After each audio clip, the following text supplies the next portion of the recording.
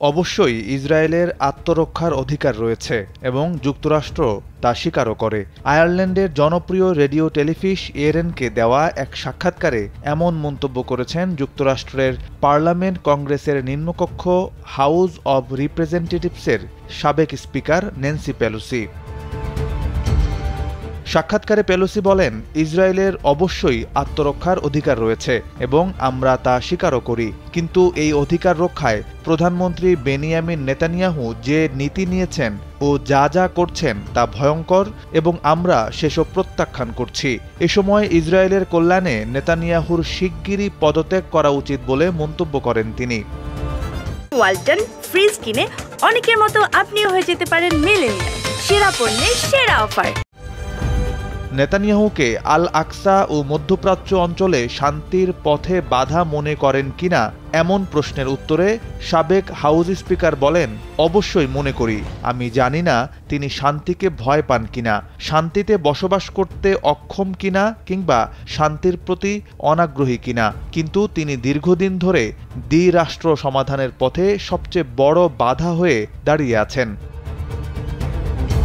Pelosi বলেন, বিশেষ করে ৭ অক্টোবরের হামলার জবাবে নেতানিয়াহু যা করছেন তার চেয়ে নিকৃষ্ট আর কি হতে পারে। হামলার দায় স্বীকার করে তার সরকারের গোয়েন্দা প্রধান পদত্যাগ করেছেন, তারও পদত্যাগ করা উচিত।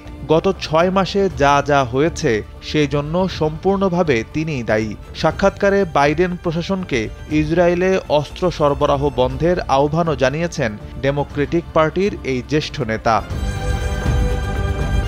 গত ৭ অক্টোবর ইসরায়েলি ভূখণ্ডে ঢুকে ১,২০০ জন ইসরায়েলি ও অন্যান্য দেশের নাগরিককে হত্যা করে হামাস।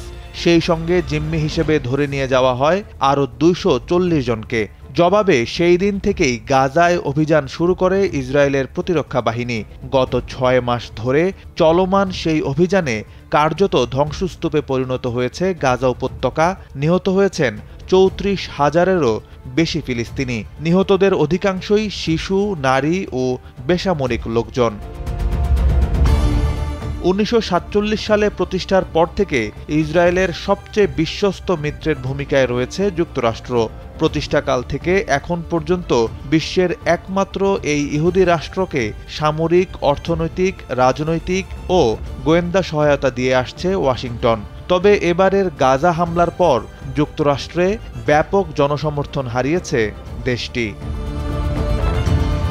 সাইফ বিন আইয়ুব, কালবেলা ডেস্ক।